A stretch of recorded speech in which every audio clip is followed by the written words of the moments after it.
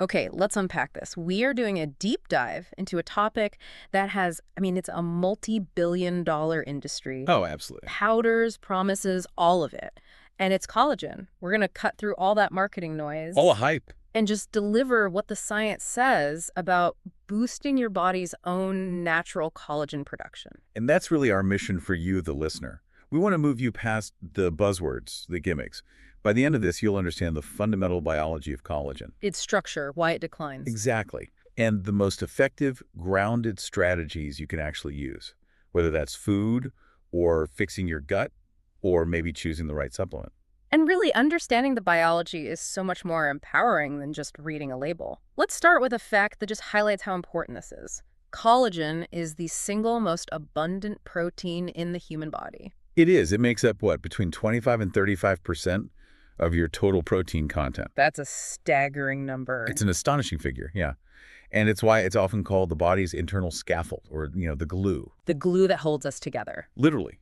It's the framework for your cells, your tissues. Right. When we talk about collagen, we're talking about what gives your bones density, your tendons their strength, and your skin that bounce, that suppleness and stretch. So it's the structural integrity of our whole system. But, not all collagen is the same. Before we get into the decline, what are the main types we should really be focusing on? Well, there are dozens of types, but for our purposes, structure, aesthetics too really dominate. Type I is the big one. Okay. It makes up about 90% of your total collagen. You find this in your skin, bones, tendons, ligaments. And the other one? Then there's type 2. Yeah.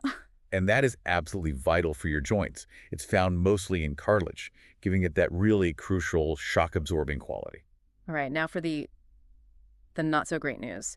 We all know it declines with age, but when does this slow slide actually begin? It starts so much earlier than people think. Your production starts dropping by about 1% every single year, starting right in your mid-20s. Mid-20s. That just feels unfair. It really does. I think most of us assume it starts around 40, when you first spot a fine line. Yeah. So that 1% rule means the clock is ticking long before you see any evidence. Precisely. The noticeable effects, the loss of volume, the fine lines, skin feeling less elastic, that all tends to accelerate and become really apparent in your late 30s, early 40s. And over a lifetime, that adds up. It adds up massively. For seniors, the drop can be profound. Studies show production can be as much as 75% lower in someone over 80 compared to a young adult. Wow. Okay, so beyond just aging, what are the big external factors? The wrecking balls that accelerate the breakdown of the collagen we already have? I'm guessing sun is enemy number one. Absolutely. Unprotected UV exposure is just, Oh. it's huge. What happens is that prolonged sun radiation triggers the release of these specialized hostile enzymes. They're called matrix metalloproteinase. MMPs? MMPs. So are those like little internal Pac-Men that our body creates to just eat the structure we've built? That is a perfect analogy. That's exactly what they are. MMPs are enzymes designed to degrade proteins, including your collagen and elastin. And the sun triggers them. Sun damage triggers them, which leads directly to what we call photoaging. The early wrinkles, that leathery, saggy skin. Yeah. So sun protection really is about preserving your proteins. What other lifestyle factors should we be urgently trying to avoid? Well, two others really stand out. First, smoking. It just strangles your blood supply, starving the skin of oxygen and nutrients, and it actively destroys collagen and elastin fibers. Okay, and the second? Excessive alcohol. This speeds up breakdown, partly because of nutritional deficiencies, but also because, alcohol and mixers often contain a ton of sugar. And you just mentioned the missing piece that so many people ignore until it's too late. Hormones. We cannot ignore hormones. Mm. Estrogen specifically is a huge driver of collagen synthesis. So when estrogen levels drop, collagen production it suffers. Which happens during menopause. During menopause, of course, Yeah. but also really acutely in the postpartum period. Some experts call it menopause on steroids because the hormonal drop is so sudden. Right, so low estrogen means much lower collagen output. Which is why those structural changes can feel like they happen overnight during these big life transitions. That makes so much sense. Now, you mentioned sugar. Let's talk about that. This seems to be the single biggest dietary enemy of our existing collagen. Unpack the chemistry here. What is glycation? What's so fascinating is that sugar doesn't just affect your waistline. It actively and permanently compromises your structural integrity. The process is called glycation. Okay. It's often called the browning reaction. I Yeah. mean, think of a piece of toast browning or a banana peel turning dark. That's sugars reacting with proteins. Are you saying this is literally happening inside us? We're browning like a piece of toast. That is the grim chemical reality, yes. Glycation is when excess sugar molecules, and fructose is especially bad, it accelerates the process 7 times more than glucose. 7 times. Why fructose? Well, it's about metabolism. Fructose doesn't trigger insulin the same way glucose does, so it can circulate and bond directly with proteins much more easily. Ah, so it bypasses the normal control. Exactly. So these sugar molecules, they bind to proteins like collagen and elastin, and they form these harmful new molecules called advanced glycation end products. The acronym is, appropriately, AGEs. What do these AGEs physically do to our collagen? The stuff that's supposed to be bouncy and youthful. They cause the collagen fibers to cross-link. So imagine that beautiful, flexible triple helix of healthy collagen. AGEs basically glue those strands together in this abnormal, chaotic way. So it becomes stiff? Stiff, rigid, and brittle. And that leads to permanent deep wrinkles, serious sagginess, especially around the neck and jawline, and a kind of dull, yellowish-brown complexion. So this is the big question. If I stop eating refined sugar right now, can I fix the AGE damage I've already done? This is the critical takeaway for everyone listening. Glycation damage it's largely irreversible. The body really struggles to repair or replace glycated collagen. So prevention is everything. Prevention is the whole game. It's about maintaining stable blood glucose, avoiding those refined carbs, and stopping new AGEs from forming in the first place. Defense first. Always. Oh. Okay, so let's shift from defense to offense. If we want our bodies to build new, healthy collagen, what are the essential building blocks we need? It's just like building any protein. You need the amino acid foundation. For collagen, the 3 crucial ones you need for that triple helix are proline, lysine, and glycine. Those are the bricks. Those are the essential bricks, yes. But bricks aren't enough. You need the construction crew, the mortar, the catalysts to assemble it all. Exactly. And we call those the essential cofactors. These are specific vitamins and minerals that catalyze the whole process.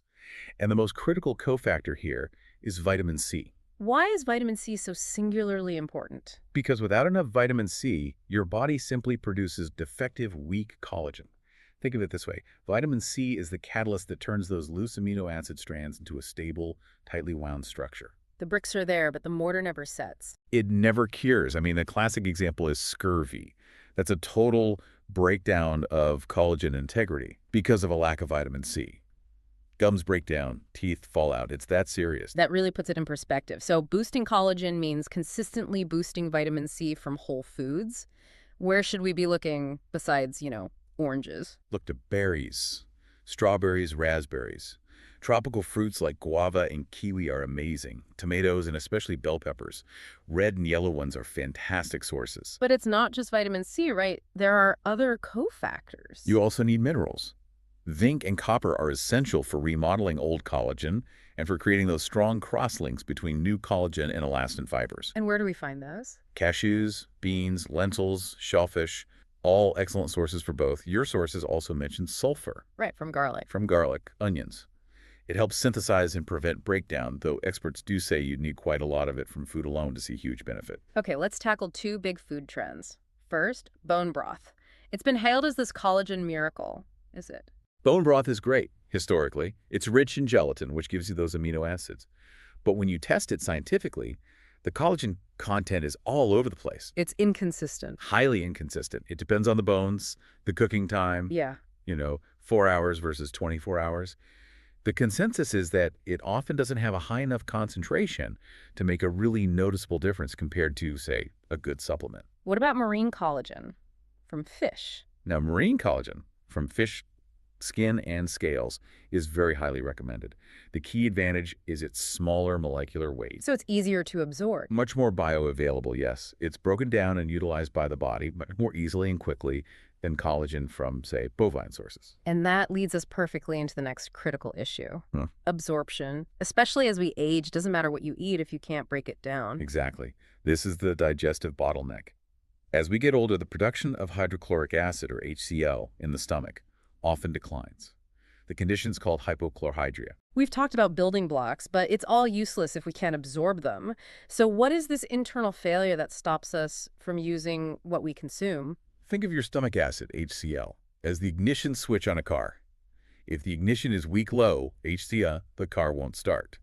In this case, starting the car means converting an inactive enzyme, pepsinogen, into the active enzyme, pepsin. And pepsin is what digests protein. Pepsin is the essential protease for protein digestion. So if pepsin isn't active, large protein molecules, whether they're from a steak or a collagen pill, just pass through largely undigested. Wow. And that bottleneck also stops you from absorbing the cofactors, like zinc. Absolutely. Minerals like zinc and calcium depend on that acidic environment for uptake. So the foundational step for regeneration after 60 really is fixing the gut. So what's the #1 most natural tip for listeners to try and restore that stomach acid? Well, experts suggest simple interventions. One of the easiest is consuming some apple cider vinegar in water or lemon water just before a protein-rich meal. That little bit of acidity can help kickstart that pepsin conversion. Okay, so let's finally talk about the elephant in the room. The powders and pills. You always hear the argument that your stomach just destroys them anyway. Do they actually work? That old assumption that collagen just gets destroyed and never reaches the skin. That's what scientists had wrong for years. Here's where it gets really interesting. Okay. We're not consuming whole collagen for it to magically reform in our skin. We're consuming hydrolyzed collagen peptides.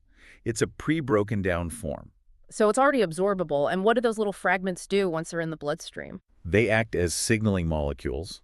They circulate, and they essentially knock on the door of your body's own collagen-producing cells, the fibroblasts. They trigger them. They trigger them. The fragments basically mimic the signals your body sends when its own collagen is breaking down.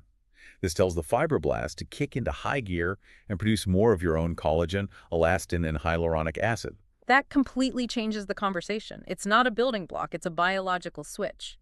But wait, if they're just signals, why do brands emphasize type I or type 3 collagen? Isn't that misleading if it all gets broken down anyway? That is a brilliant, critical question. And yes, for the most part, the specific type marketing is a bit misleading. For general skin health, the body uses those signaling fragments no matter their origin. But there's a but. There's a nuance. For specific joint benefits, some research suggests that peptides from type 2 collagen might be better at signaling the chondrocytes, the specific cells in your cartilage. So type 2 might be slightly better if joint pain is your primary concern. It might be, yes. But for skin, the distinction matters a lot less than the quality and the hydrolysis process. And because they are pre-broken down, they bypass that whole digestive bottleneck we talked about for seniors. Exactly right. Which makes a high-quality hydrolyzed powder one of the best choices for aging populations who might have lower stomach acid. Fantastic. Okay, we've covered defense, we've covered the gut, we've covered supplements. Let's finalize this with an integrated strategy, topicals, and other advanced methods. Right. So for topical skincare, we have to be clear. Applying collagen cream itself. The molecule is generally too large to be absorbed. It sits on the surface and hydrates, but that's about it. But there are things that do penetrate and work. Oh, yes. The gold standards. Retinol's vitamin A derivatives are proven time and again to stimulate collagen production deep in the skin. And we have peptides. Like Matrixyl. Like Matrixyl, yes. Short chains of amino acids that act as topical signaling molecules, just like the ones you ingest. And topical antioxidants like vitamin C cream for defense from the outside. Absolutely.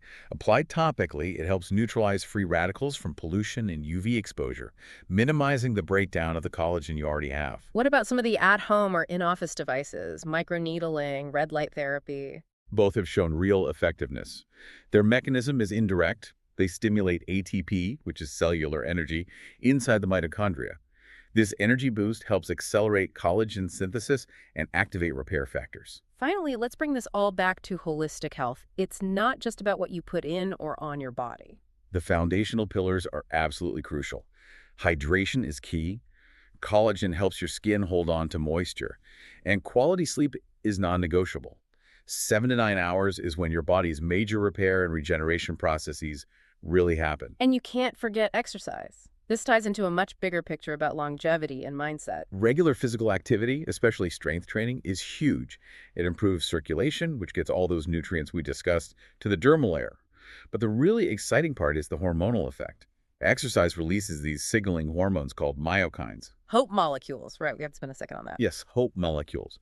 Researchers coined that term because these hormones released by working muscles actually influence brain health, mood, and optimism. So there's a direct physical link between maintaining muscle and maintaining a positive mindset. A direct link.